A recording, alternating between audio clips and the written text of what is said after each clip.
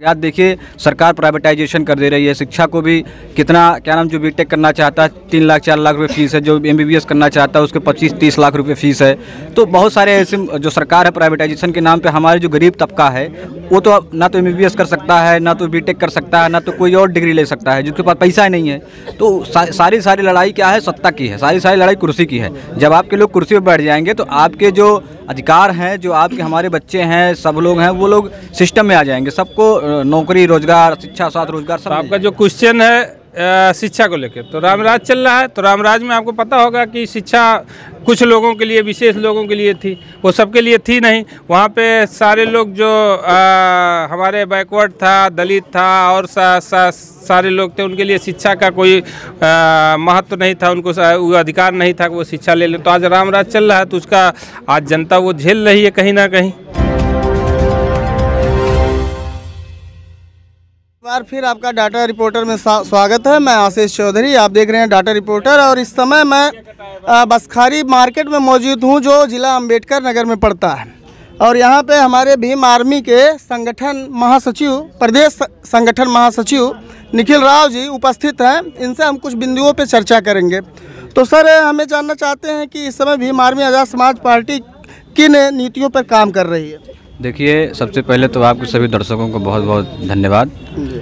Bhim army आज़ाद समाज party माननीय काशीराम साहब के बहुजन सुखाय बहुजन हिताय जो मूवमेंट है उस पे काम कर रही है और लगातार शोषित वंचित समाज के हक अधिकार को दिलाने का काम कर रही है।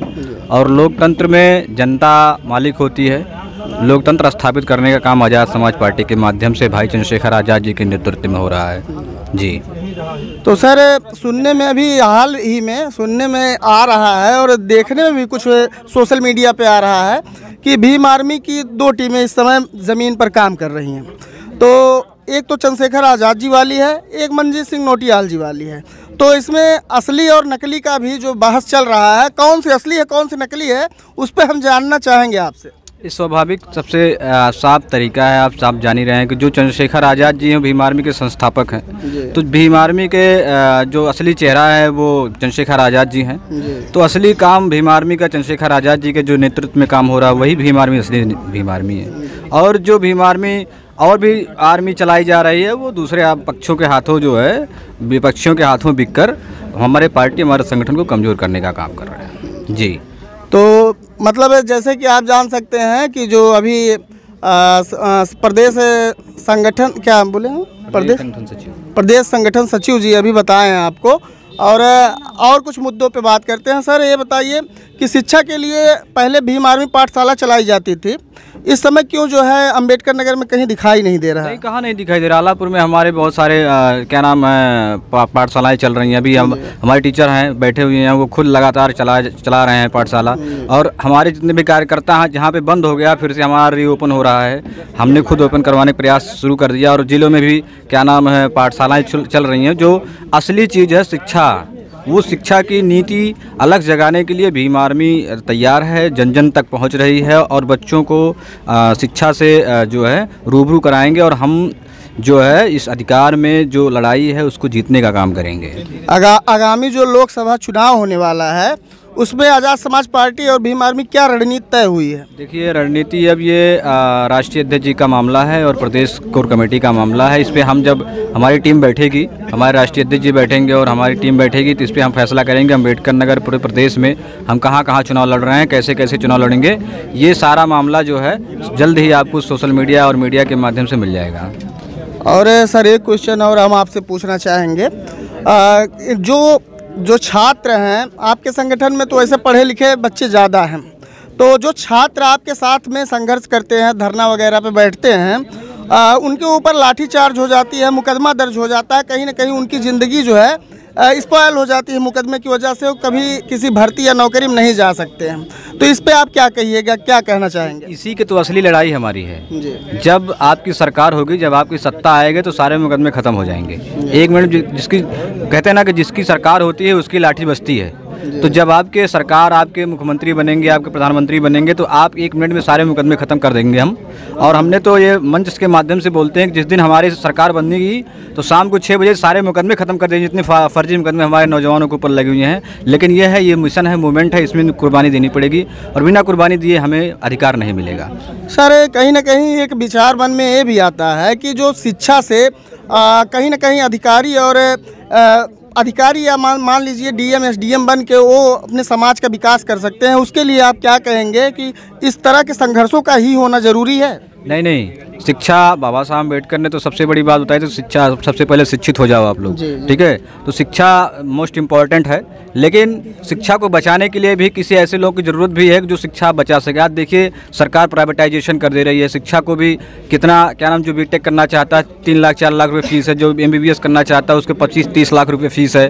तो बहुत सारे ऐसे जो सरकार है प्राइवेटाइजेशन के नाम पर, हमारे जो गरीब तबका है वो तो ना तो एमबीबीएस कर सकता है, ना तो बीटेक कर सकता है, ना तो कोई और डिग्री ले सकता है, जिसके पास पैसा ही नहीं है।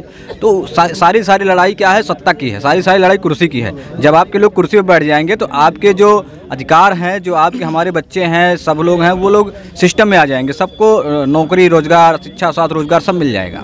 वर्तमान सरकार के बारे में आपका क्या ख्याल है? वर्तमान सरकार के बारे में आप क्या कहना चाहेंगे महंगाई को लेकर के? देखिए, वर्तमान सरकार का तो सारा दुनिया जान रही है कि सिर्फ झूठ बोलो पार्टी है और लगातार झूठ बोलती रहती है और हमारे शोषित वंचित समाज और भोले समाज को जो है बरगलाने का काम कर रही है। और हम लगातार अपने संगठन के माध्यम से, अपने पार्टी के माध्यम से हम जनता को ये बताने का काम कर रहे हैं कि ये बीजेपी और आरएसएस के लोग हमारे जो मुद्दे हैं उससे भटक कर, आपको बरगला कर, आपके अधिकारों को छीन कर आपको ही परेशान करने का काम कर रही है।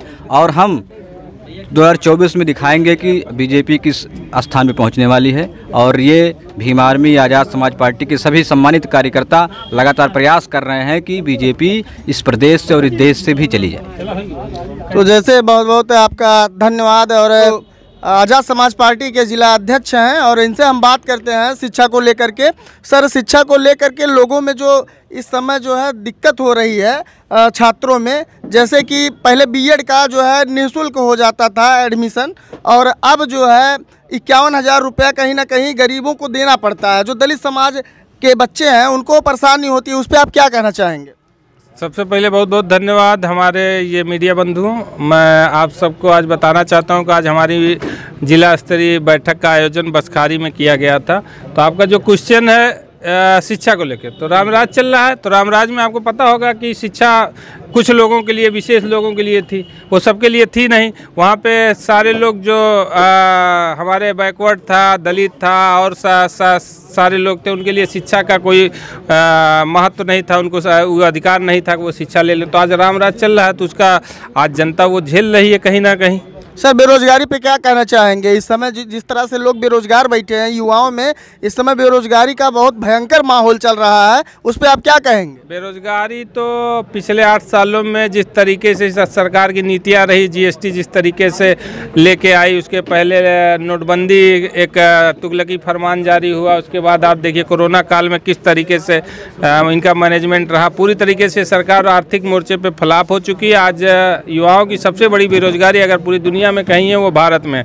तो इसके खिलाफ हम लगातार जागरूकता फैला रहे हैं और जन आंदोलन आने वाले समय में हमारी पार्टी और भीम आर्मी की तरफ से आपको दिखाई देगा कि सड़कें जाम होंगी और इस सरकार को उखाड़ जब तक नहीं फेंकेंगे तो हम भीम आर्मी आज़ाद समाज पार्टी के लोग बैठने काम नहीं करेंगे।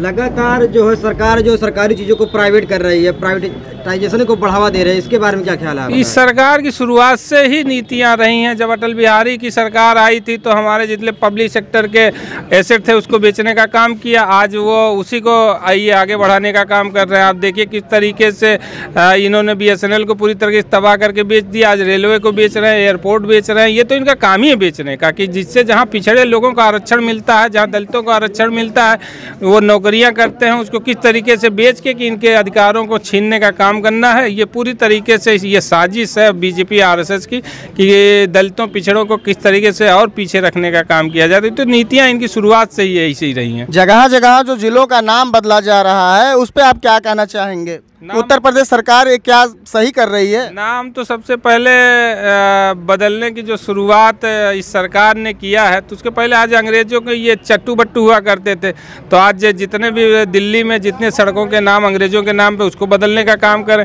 उसके बाद ये फिर दूसरे, लेकिन ये अंग्रेजों के नाम को बदलने का काम नहीं करें। इनको एक तरीके से सांप्रदायिक राजनीति करनी है, जहाँ मुसलमानों के नाम पर कुछ करना होगा तो ये बहुत बढ़ चढ़ के हिस्सा लेंगे, जब लेकिन अंग्रेजों की बात आएंगी ये भाग जाएंगे। तो ये तो इनकी शुरुआत से सांप्रदायिक राजनीति रही है और इनका नाम वाम बदलने से कोई लेना देना नहीं है। इनको सिर्फ किस तरीके से समाज में और देश में सांप्रदायिक माहौल खराब करके और देश के लोगों को का जो हमारे उनके मूलभूत मुद्दे से दूर करना है, और इसका कोई मतलब नहीं दिखाई देता। अभी आजमगढ़ में देख रहे हैं लगभग हवाई पट्टी का जो विस्तार किया जा रहा है मंदुरी में, वहाँ पे लगातार जो है धरने पे लोग बैठे हैं। लगभग 40 गांव जो है विस्तार की वजह से बुलडोजर चलने की उम्मीद का शिकार हो जाएगा। उस पर आप क्या कहेंगे? ये तो पिछड़ों शोषितों के खिलाफ लगातार इनका ये नीतियाँ रही हैं। आप देखिए कि लोग जो इनकी एक तरीके भूमधिग्रहण कानून के में किस तरीके से झारखंड में आप देखिए, छत्तीसगढ़ आदिवासी आज तक आंदोलन कर रहे हैं, महाराष्ट्र में कहीं देखिए, तो ये औने पौने दाम पे ज़मीनों को खरीदना चाहते हैं और अपने जो व्यापारी भाई हैं या उनके जो सहयोगी हैं उन्हीं को औने पौने दाम किसानों और मजदूरों की ज़मीनें दे के इस देश को और किस तरीके से पिछड़ों और दलितों को परेशान किया जाए, इससे ज़्यादा इनका कोई नहीं है। अब लेकिन धीरे धीरे जनता में जागरूकता आ रही है, ये कहीं ना कहीं इसके खिलाफ बोलना शुरू कर चुके हैं। बहुत बहुत धन्यवाद है प्रवीण यादव जी आपका। और आप देख रहे हैं कि जिस तरह से आज़ाद समाज पार्टी और भीम आर्मी जो है ज़मीन स्तर पे काम कर रही है, लेकिन जो है टेलीविज़न यानी टीवी मीडिया जो अर्थात कह सकते हैं गोदी मीडिया दिखाने का काम नहीं करती है। कहीं ना कहीं सोशल मीडिया एक्टिव है, इस वजह से छोटे छोटे दलों का जो है विस्तार हम जो है समाज के बीच में लाने का काम करते हैं और करते रहेंगे। आप लोग सपोर्ट करिए। डाटा रिपोर्टर मेरा चैनल है और फिर किसी नेक्स्ट वीडियो में मिलते हैं आपसे। जय हिंद।